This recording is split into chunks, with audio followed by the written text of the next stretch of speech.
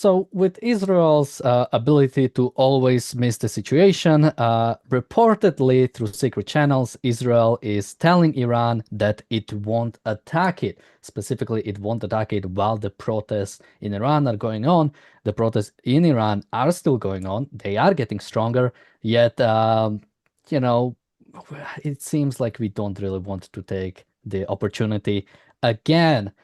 Joining me today on the reality show are Marco, Richard, and Stuart Margolis. Thank you guys for joining me today. And I'll go to you, Marco, first for some opening comments. I mean, this kind of reminds me, I always bring up examples from video games because I don't do anything else. And this reminds me of like when I play a competitive game and I'm playing something like best of 24, right? And we're winning 12-0.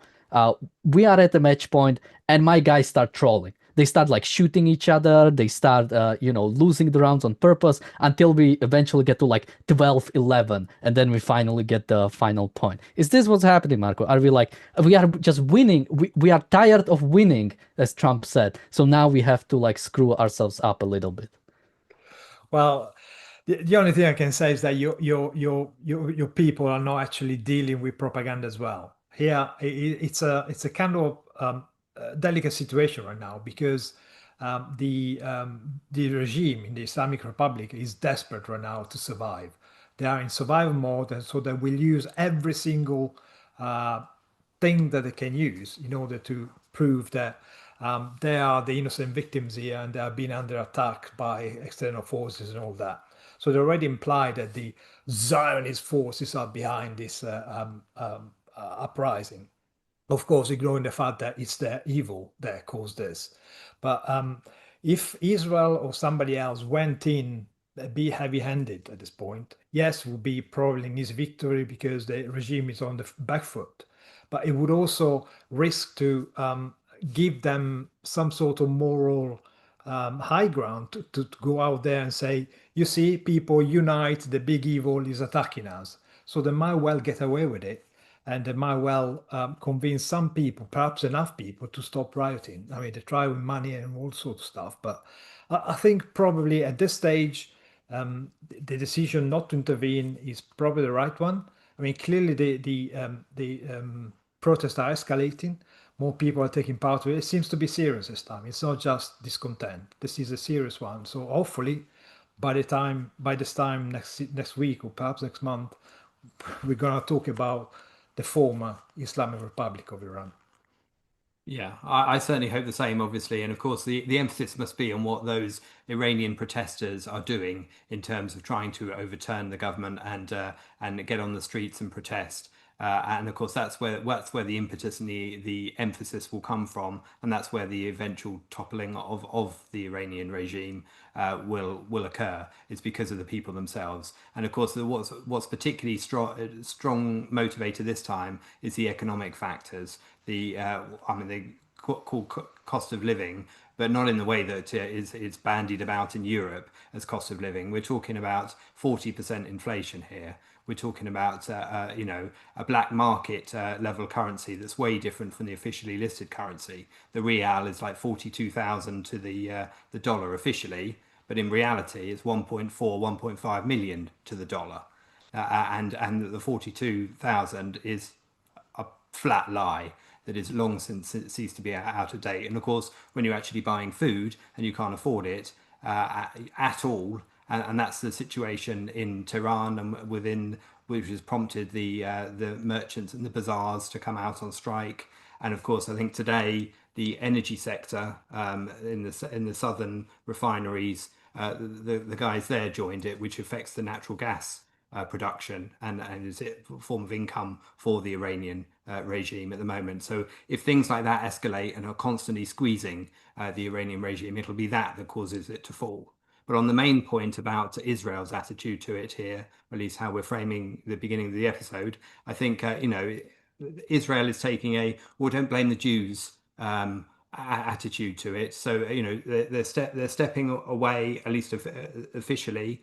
They're making through the channels, public and private, that we won't get involved right now. We need to see the impetus come from you. Hopefully, that does mean that they would assist wherever they could if things properly, took that extra step where it was absolutely clear that the Iranian regime was on the brink of falling, which I don't think we're quite there yet, despite the number of protests across so many cities.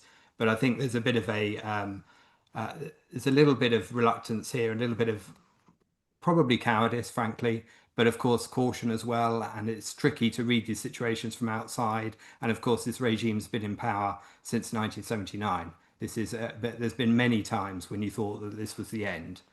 So that has affected everybody's judgment each time that there is a bunch of protests. And hopefully this time we'll see them come to fruition.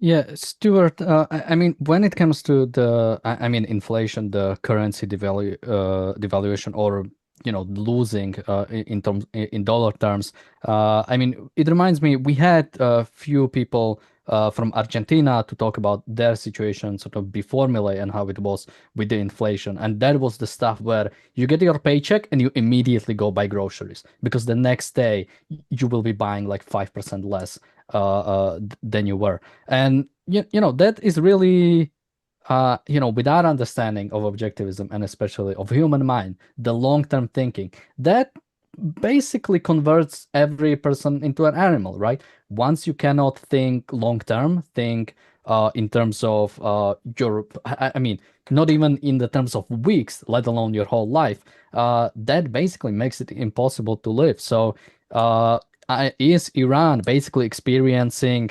cause and effect reality, the fact that you cannot fake it, you cannot just act as if dictatorship and complete takeover of a human mind isn't okay? Are they finally sort of I guess getting the dose of reality? I mean, yes, they are. I think they've been getting it really for the entire time. It's just accelerated. From what I can tell, it's been pretty unlivable for what we consider a human life this entire time. But as you said, when inflation gets to this point, it literally you can't even plan for tomorrow. You've got to as soon as you have money, you have to go and get food. It makes it very stark and clear just how inhuman this civilization is.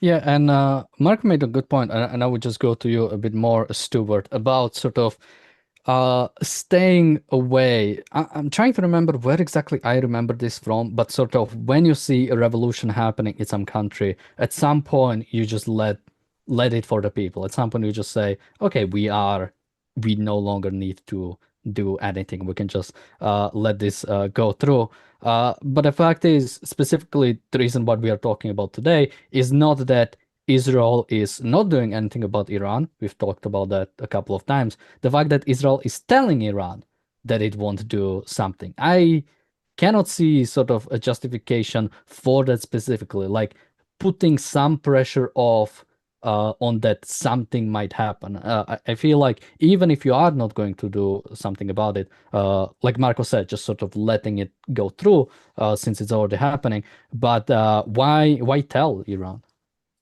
Yeah, that makes no sense to me. And while I certainly agree that getting your fingers in the mess is probably not the right thing, what I wish the U.S. and Israel would do is just very clearly state that this regime needs to go, and what needs to replace it is, some form of actual freedom, some form of Western civilization. The messaging from Trump is all over the place. Initially he was like, oh, if any protesters are killed, we're swooping in there. And of course that didn't, protesters have been killed. US does nothing.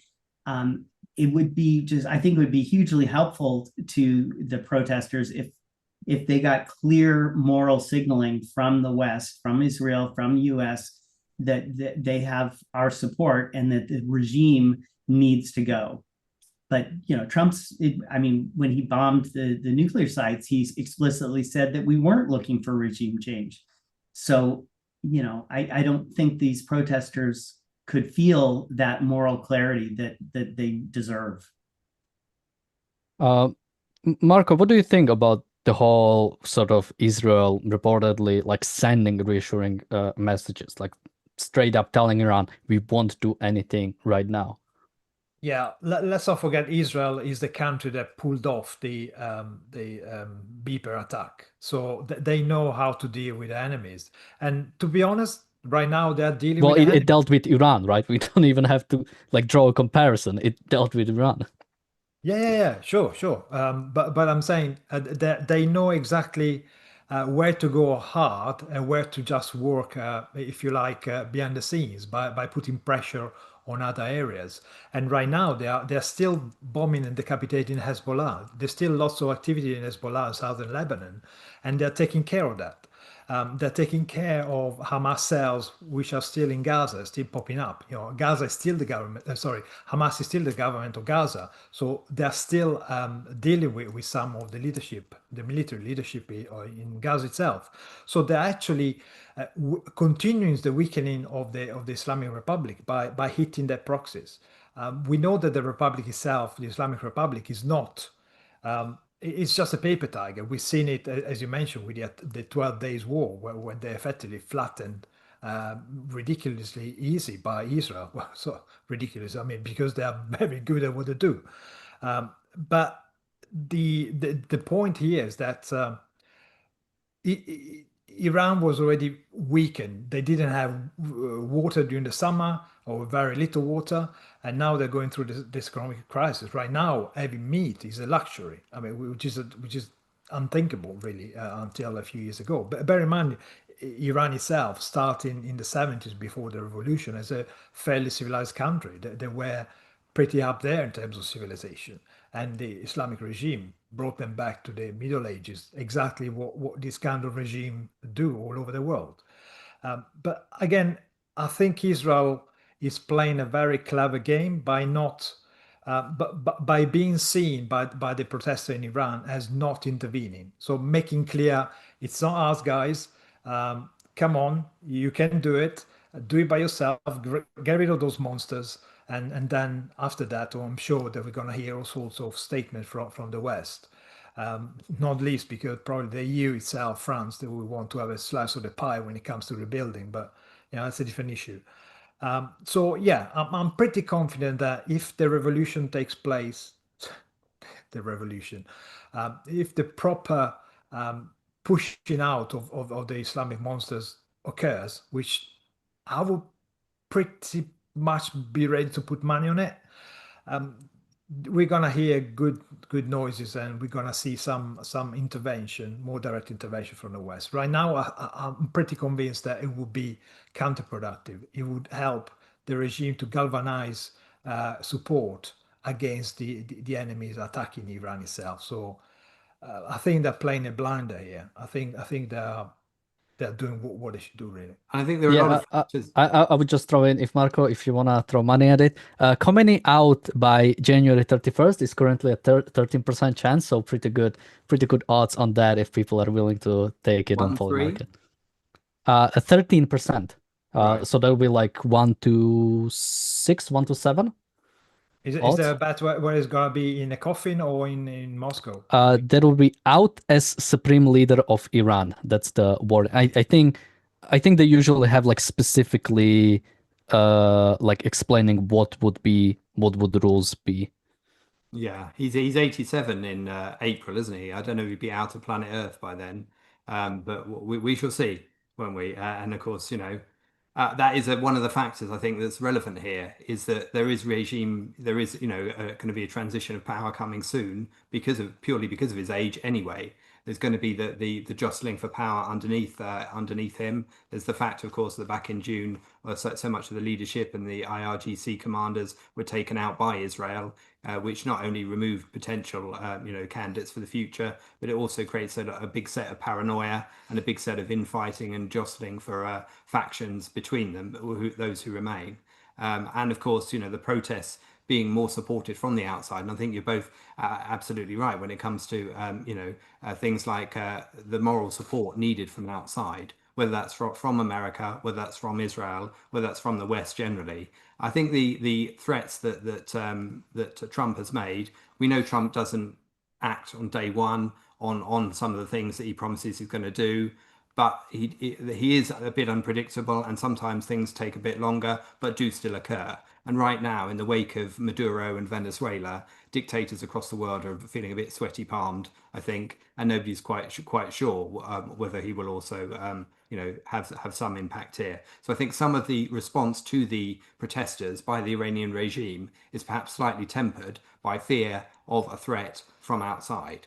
But of course, it's countries like Britain, frankly, that aren't offering enough support for places like for the Iranian people rising up against this oppressive regime, and that's one of the real factors. I mean, I heard a supporter of those protesters who's fled to the UK talking about how the BBC is called the Ayatollah BBC in Iran by those protesters who recognise it takes all too often a weak line when it comes to criticising Al Khamenei and the Islamic Republic regime, and it should be more on side of the protesters. I mean, if you look at the coverage that they're doing at the moment on even now on these protests, the coverage is dry, it's flat, it has zero impetus to it. I mean, one of the lines that I took out from a recent article came out today, I think, was this links into our inflation point. Inflation has soared to 40%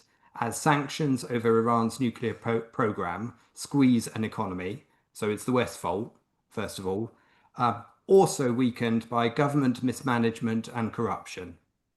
Government mismanagement and corruption could apply to, frankly, just about any country on earth, quite honestly, and certainly doesn't account for the oppressive regime of the Iranians. Doesn't account for blowing $1 billion on funding Hezbollah and other proxies, which is where your real loss of money has come, and your diversion to Iranian nuclear facilities and all that. Nuclear weapon, preparing for nuclear weapons. All of that is the reason, and that's the cause of the sanctions. So again, it's taking a weak as piss attitude to how bad the Iranian regime has been, and of course, by doing so, it gives it cover. But of course, it's also half-angled at all its supporters in Europe and all its supporters in the UK and the Muslim vote in the UK, and the fear that you can perhaps temper an Islamic regime, not you don't need to overthrow it, you don't need to topple it. But of course, people in Iran know the truth and know how oppressive it is. And this is a regime that needs to fall. Yeah, government mismanagement, mismanagement. Getting $5 more in your tax returns, or Chernobyl. Government mismanagement. Something in the middle.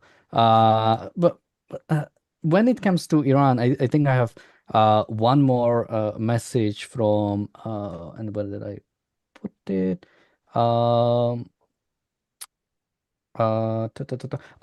Yeah, I think this was specifically from somebody within Iran. They have stated that because the way Iran, especially Pezeshkian, have been trying to frame the situation, it's like, well, we allow protests. People are allowed to protest. We welcome that. But transformation of demonstrations into violent riots is certainly the result of planning by the enemy. Because, of course, in authoritarian states, there's no way people would want to get rid of them. So, I mean, Stuart, is everything automatically sort of this acting by some foreign, we hide behind Mossad, everything is Mossad? That's what happened. I think even after the 12-day war, many people in Iran were arrested because, they are Mossad. I think Deborah in the chat said something interesting, that somebody might be giving information to Iranian people about the most strategic places to hit, that there is potential of Mossad being involved. That something I've seen, that apparently some cities are completely taken over by Iranians, completely taken over from the police. So, I mean, Stuart, do you think this is the strategy Israel seems to be taking, that basically, just do this kind of subversive, this kind of thing, and you can always because this is something you can sort of deny, right? Going to Marco's point, right? If you do not want to, because something you do not want to see is Iranian people now unifying against some external enemy. Something happening that would tell them, okay, you shouldn't go against the regime, you should go with something else. Because the fact is, even if we see, like the same thing with Syria, right? Even with the new Syrian regime, that's not a pro-Israeli regime. And even if we had like a the opposition from Iran taking over, that's not necessarily going to be pro-Israel. They might not want to actively support Hezbollah or Hamas or Houthis, but the fact is, not every state in Middle East is Iran, and very few of them are pro-Israeli. I mean, yes, of course. I think you cannot expect that Iran is ever going to become a pro-Israel state, but having them not funding all of these terrorist groups would be huge, absolutely huge for the region. So, yeah, that's, I think, something we should all be hoping for. As to whether Israel is doing things behind the scenes, I am sure that they are. I would be shocked if they weren't. But I also think that there is movements like this in multiple cities, or in Iran. It's not happening just because of foreign agitation. That might be what the regime wants people to believe, but no, I think there's genuine hunger for change among the Iranian people. And of course, I'm not there, but from what I've seen and hearing people that have escaped the regime, and I think that that's the case. How this is going to play out, of course, who knows? But yeah, I don't think that there's any way this could all just be, no matter how brilliant Israel is at organizing things behind the scenes, I don't think this can all be coming from them or from the U.S. or anything. I think this is largely a movement coming from the Iranian people, and that's what it's going to have to be if there really is going to be regime change. By the way, I just seen apparently on Polymarket, Khamenei out as supreme leader of Iran in 2026. So by the end of the year, he's at 50%, which seems relatively high. Like I kind of, yeah, that seems like a lot. Really thinking if I should take the 13% by January. That's kind of, I like the odds. 1 to 7 for a decent payout. That doesn't sound bad. That would translate, if you bet like $100, it would translate to like almost 800. So it's not bad. I mean, Marco, going into sort of the reasons. Something specifically I wanted to bring up, because we mentioned, Israel is now engaging more with Hezbollah. The fact was that Hezbollah was supposed to disarm by the end of last month. Of course, they didn't. And Israel is also dealing with Gaza. And recently on one of our shows, I think a few weeks ago, I said, when it comes to principles, it's often something you don't really see a reward for immediately, right? It's usually, or not even principles, but even like proper actions when it comes to your work, thinking long term. Oftentimes, you're thanking yourself from like 3 years ago for doing something properly, and now you're like reaping the benefits. And if this would be the truth that Israel might be too busy with Hezbollah or Gaza to do something proper about Iran, is this the result of the lack of principles? The fact that Israel refused to finish Hezbollah, refused to completely take over Gaza. I think there it's even more clear, right? Israel was on the brink of completely taking over Gaza and then accepted the ceasefire. Is this the result of the lack of principles or the lack of properly dealing with the situation? And therefore, you find yourself screwed over from past compromises. Well, that's part of the problem of giving into altruism. If you assume the wrong morality, you will take the wrong actions. You will make the wrong choices, driven by that morality. And the problem here is not necessarily that Israel is not doing much, but because really, within the context, within the straitjacket that United States have imposed on Israel, I think that they're playing it quite well, to be honest. I mean, it's easy to criticize what all the actions that we would have done differently from a principal point of view. But then again, they're kind of grasping in the dark. They're not really sold in the idea of defending themselves for the sake of defending themselves.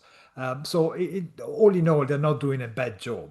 And I would be shocked if they weren't in the ground now telling people, at least advising people what to do. That would be a mistake, not just a shocking the lack of intervention. But I think the most important thing is what Stuart was talking about, is the fact that young people in Iran right now haven't got a future. I mean, they use VPN, they have access to social media, so they still manage to get away from the lockdown on information that the regime imposes on them, and they still can see that there is an alternative out there. There is a better world. And frankly, in 2026, if you told me that if there is hope in the future of humankind might come from Iran and Argentina, I would have thought, well, you're crazy. But if things go well in Iran, if the regime is replaced by a democratic regime, not by going back to the old state monarchy, things can improve significantly in the world. Because let's not forget, as Stuart pointed out, Iran is the cause, is the funding of most of the Islamic terrorism going on in the world, probably all of it, in fact. They have sleeper cells all over the world. They fund all sorts of organizations. Hezbollah, Hamas, and Houthis are just three of the major ones. But there are lots and lots of groups, lots of mosques in the West, which are getting money directly from Iran with the purpose of helping the transition to Sharia law and the worldwide caliphate. So this will be a significant event. If the Islamic Republic falls, if the regime falls and is replaced by a rights respecting regime, or whatever kind of government they're going to have, we're going to see some good stuff coming our way. I think when you're talking about Hezbollah and the Houthis and all that, it's easy to forget that there's two elements to this. Not only were there Hezbollah and the Houthis and all that, Iran's way of attacking Israel on many fronts simultaneously and many times, and of course claiming it's more arm's length, and therefore that the retaliation is not going to be as quickly directed at Iran.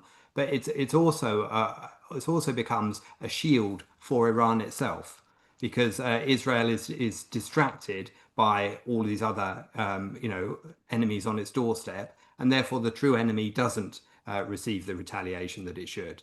And I think that, those shields have been removed, and that is or at least weakened to such an extent that the Iranian regime is now vulnerable, and that is a crucial factor, together with the craters in the ground, to remind the Iranians all around their nuclear facilities that the threats from Trump and the like do turn into holes in the ground, and their hopes and dreams of world domination on an Islamic Republic front are doomed, or at least in serious jeopardy, and thank goodness for that.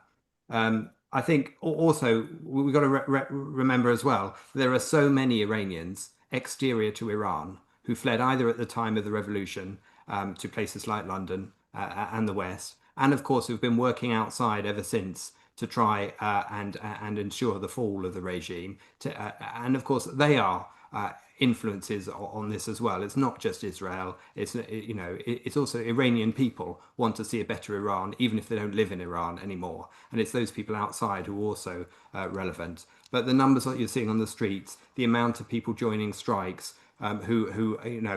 you only join strikes in that kind of environment where you're going to be threatened physically or murdered by the regime itself if you're pretty confident that the regime no longer has your back. and you are therefore best placed to topple a regime, not be on the side of supporting it, even if your livelihood is threatened in the interim whilst you're striking. I mean, that's a very different form of striking than you're seeing in the West for train drivers getting extra money and all that kind of stuff. So yeah, I think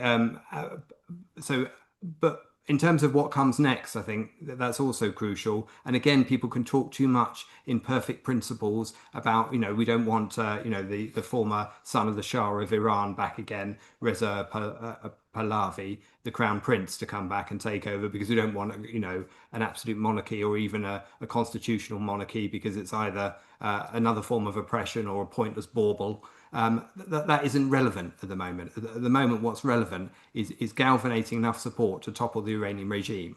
What happens subsequently, remains to be seen. That's part of the revolution that determines that ultimately. But to get obsessed with moving from Islamic Republic to better than United States, with a better constitution in the United States, that's wishing an outcome that is impossible without a series of steps in between. And even Ayn Rand, when she's talking about changing how countries run, even when talking about getting rid of a welfare state in a country, she wouldn't be clicking her fingers and doing it overnight. You'd be doing it in a gradual way, which allowed people to manage the change. And once the regime was toppled, you would need to manage the change towards democracy, with it being as swift and fair and free as possible, as soon as possible. So to get hung up on princes and monarchy in the interim is frankly to miss the point and jump the gun. Yeah, and I mean, Richard. Well, first let me mention. So Khamenei out by 2026 went up to 52%. So I don't know. Maybe I'm doing market manipulation right now, so I should be more careful about that. But I mean, since you mentioned Richard, Reza Pahlavi, something I think a lot of people sort of miss is and again, I don't know to what extent he is like a unifying figure, or is even like important figure to Iranian people. I think generally for people outside of Iran it's clear, but I don't know what it is inside. And something people are missing is that the fact is him returning or unifying or becoming politician doesn't mean a return to monarchy necessarily. I don't know if you guys know this, but actually in Europe we had an example of a former king actually becoming a prime minister of a country, specifically in Bulgaria.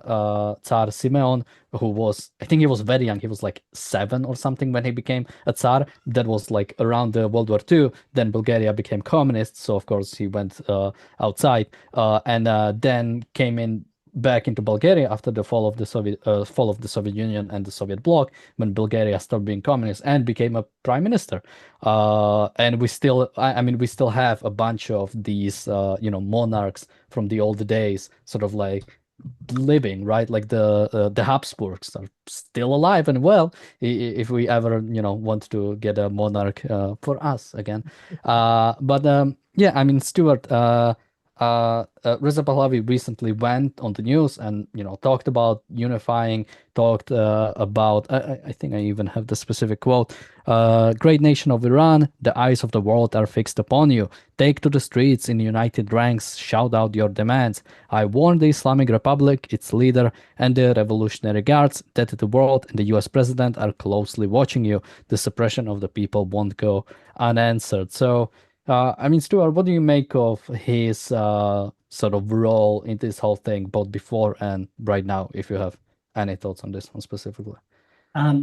Well, I mean, obviously, I am not a monarchist, but I think your example in Bulgaria is a good one. The reality is that politics is won by people that can mobilize the people. That you have to have a certain amount of visibility, you have to have a certain amount of charisma. So he has that visibility. So if he can be a unifying figure, as long as he is working towards getting freedom for the people, not power personally, then I'm all for it. You use his celebrity, because that's essentially what it is, to bring people towards freedom. I think that's great. Marco, any thoughts on Crown Yeah, Prince? perhaps you start a new enterprise like a rent a monarch. We find an old monarch from Europe and just plop them wherever a dictator regime falls. Yeah, I mean, That's unironically what the Habsburgs did, by the way. no, this is a business plan. I'm gonna, I'm saying and it already worked in practice. Who was the king of Mexico? It was some Habsburg. Yeah, well, they learned from the Brits because Queen Victoria had relatives all over Europe. So, um, anyway, Pahlavi is a figurehead, somebody that people look to, but it's mainly people from before the revolution. So perhaps it doesn't have much support in the ground. Although the fact he represent before the time before the Islamic Republic probably it's enough right now to focus the mind of the resurgence. But I would like to also remind people how much courage these people standing up to the Islamic Republic are right now. I mean, people all over the country are risking their life, literally risking their lives, uh, chanting, death to the dictator and all this kind of stuff. And this is not a joke because since the strike, the Israel strikes in a few months ago, Iran has executed thousands of people, twice as many as they executed the previous year, because they went on a massive campaign to get rid of anyone who would have been either seen as a spy or had the whiff of opposition around them. So they, despite this big exercise in oppression, they still find themselves on the back foot, and this is incredible to see the Iranian people fighting for their own survival, fighting for the future, and you can only wish for them massive success, and you can only wish that they will reach the ultimate goal, getting rid of these monsters which have been oppressing them and forcing them to live in poverty for the last 40 years. So we have to bear in mind that these people are risking their lives, so Yeah.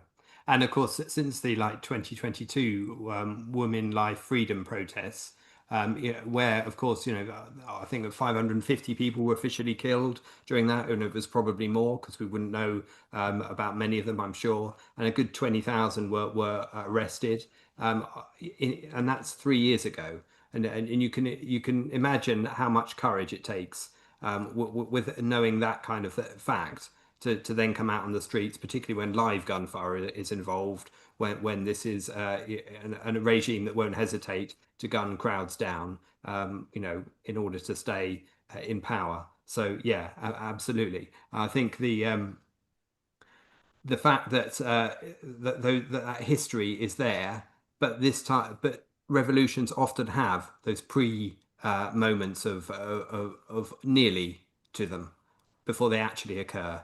And of course, you always hope that this is the Berlin Wall moment. This is the 1989 that we're looking at. And of course, in many of there's many false dawns before you actually get to a big event like that. But all of the things are aligning at the moment, and all of the things that have helped retain the Islamic regime in power for so long are beginning to crumble. And that's what makes a difference, I think. And it's if it crumbles from within that it really counts. Of course, within the chaos of a revolution, you're always going to have nefarious factions trying to take advantage of it. There's always going to be a bunch of communists trying to take control in any chaos and have a go at dictatorship themselves. And of course, that needs to be resisted. Of course, you've also got the problems of the different groups within Iran, the Kurdish elements and those kind of things, and whether it ends up splitting up in some form. And all of that will be a factor in the future. But the fact that one of the key cities that seems to have fallen is right on the cusp of Tehran, it's literally sort of northwest of Tehran, and not very far northwest at that. Then and there are protests in so many cities, in hundreds of cities, in almost all the provinces across Iran. This is widespread, and that creates a logistical problem for the regime to clamp down upon, and that's also what's needed to make it universal and therefore, likely to succeed in the long run. Yeah, I mean, Stuart, there really does seem to be going something different, because something to remember is a legitimate state leads by rule of law, leads by making sure it is followed, by calming the situation, by allowing the protests from going on and stopping them from getting out of control. That's the way legitimate governments do. The way illegitimate governments do, authoritarian states, is the fact that they need to shut down any dissent. There is no other way. That's why, I think, specifically talking about the communist nations and the Warsaw Pact, the fact is, when there was a revolution in Budapest, it was brutally suppressed by the Soviet Union. When there was Prague Spring, it was understood it has to be brutally suppressed. Otherwise, all the states would be, if we even want to go like the further to like the early 1800s, when there was that big sort of radical movement across all of Europe, where a bunch of states abolished monarchies, switched to republics. General understanding was, we need to shut that down in other nations because it will come to us. And what seems to be happening now is like Iran seems to be failing at all of that. I mean, even going back, right? I don't know to what extent a deal with Trump was possible when it comes to the nuclear stuff. I don't know if, because Trump was saying yes, but we don't know what's happening behind the scenes. I don't know if it ever was an option, but assuming that was an option, not taking that seems like a big mistake. Authoritarian states need the sanction, and I don't mean economic sanctions, but the moral sanction of dealing with Western states to survive. So that seems like a big failure from there. Then actively, even afterwards, like threatening Trump and Netanyahu, which seems like another big miscalculation, especially to Trump. Like, you don't know what happens if you threaten him. He might not do anything, or he might do, but it also seems like a miscalculation.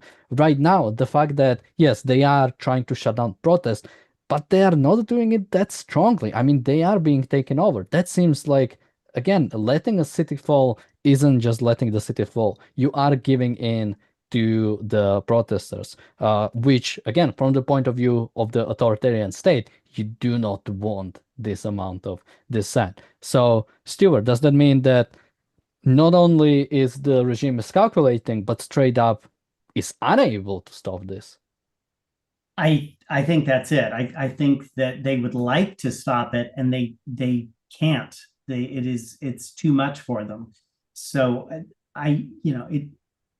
it's always hard to tell, what's the false dawn and what is actually going to succeed. But it is looking more and more like the previous things we've seen, the movement in 2022, maybe this time there is the momentum, and the regime doesn't have the means and the will to suppress it. I am hopeful that the regime will fall. I am also concerned that this is happening in a time where there's not moral clarity coming from the West. There's not a clear vision of how governments should be organized. So my fear is that it could end up being much like Syria, where there's just chaos and different factions. And I mean, I still think that's a much better outcome than keeping the regime in power. But toppling the regime does not guarantee that a good government is going to be in its place. That's a whole separate issue, and that I'm not as optimistic about. But I hope we get to find out. Marco, what do you think? Yeah. There are a couple of few unknown at this point. I mean, first of all, we don't know how the IRCG, the Revolutionary Guard Corps, will react to it, because that's effectively a state within the state. It's a Islamist army within the state itself. So are they gonna play ball? Are they gonna decide to join the protester? I doubt, because they are the hardcore Islamists. So they might well go towards Africa and join IS. We don't know that. another thing is what's Russia gonna do? Russia was the biggest ally of Iran. Russia has been probably dealing with Iran in terms of, well, we know that they provide the only nuclear power station that they got. We know that they provide all sorts of weaponry, all sorts of support. So the fact that Putin himself is on the back foot, majorly on the back foot, like he's never been before, might well help the regime to fall. So this is probably the best time for the insurgents to get rid of the regime. And then, of course, there's the unknown of China. Xi Jinping has been very quiet in the last few months. He's very quiet. He's buying his time, looking around, planning to take over Taiwan, but things are getting, more and more awkward for him, I think. He's beginning to see, yeah, perhaps I shouldn't. But, he's a dictator, so probably do it anyway. And my biggest fear, to be honest, is the influx, the activity, the IS, the resurgence of IS in Africa, which might well take over, spill over, and move towards a power vacuum left in Iran. Hopefully, because Iran is not such a splintered population. I mean, the Persians are a proud people with a history, so they're probably harder to break down into balkanize in a way in warring factions.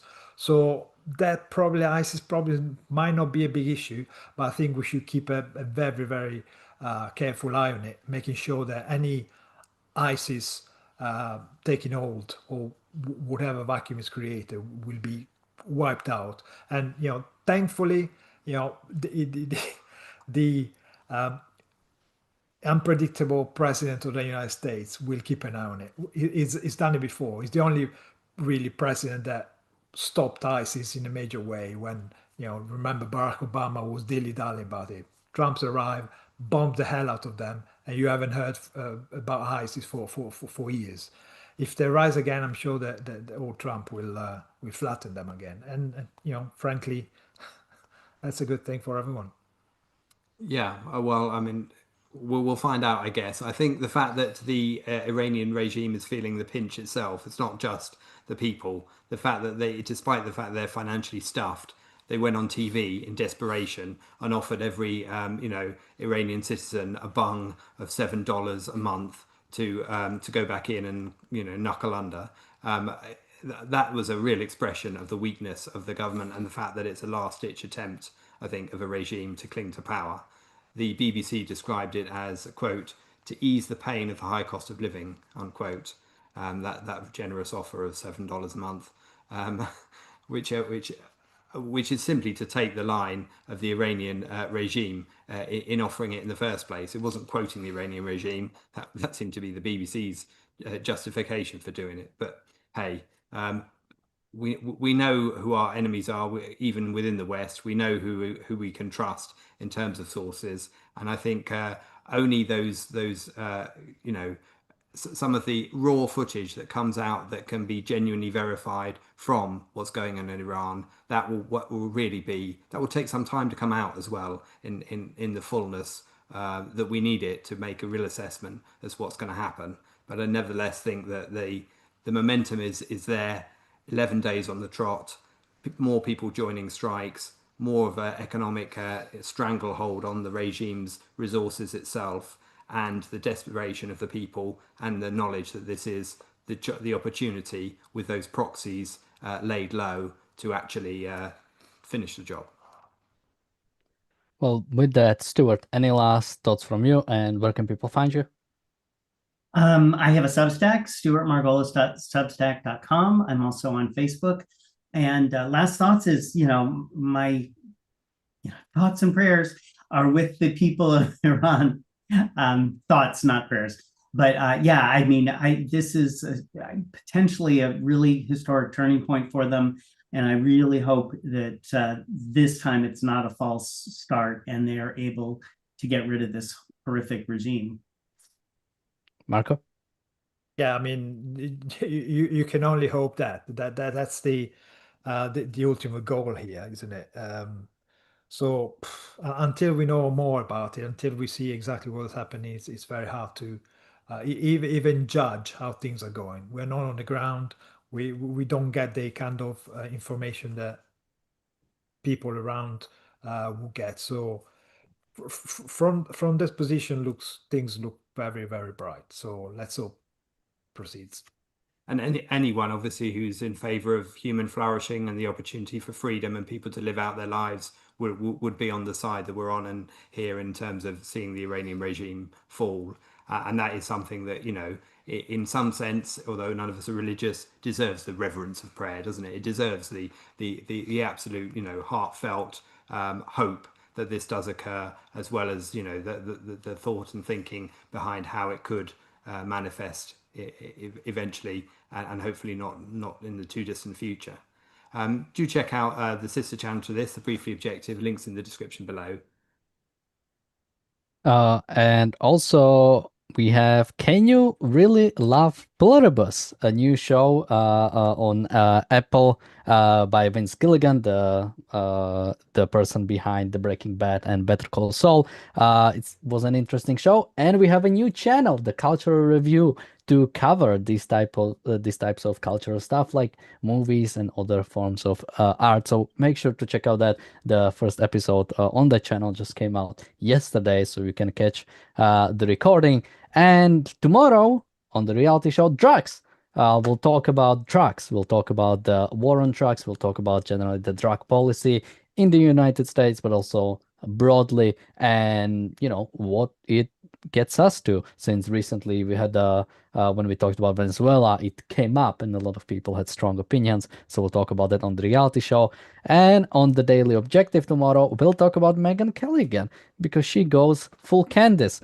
She's been on with Tucker, and somehow she again said something deserving another episode. So make sure to join us today for the Daily Objective and the reality show at the same time. Thank you guys for joining me today. Thank you everybody for watching, and bye bye.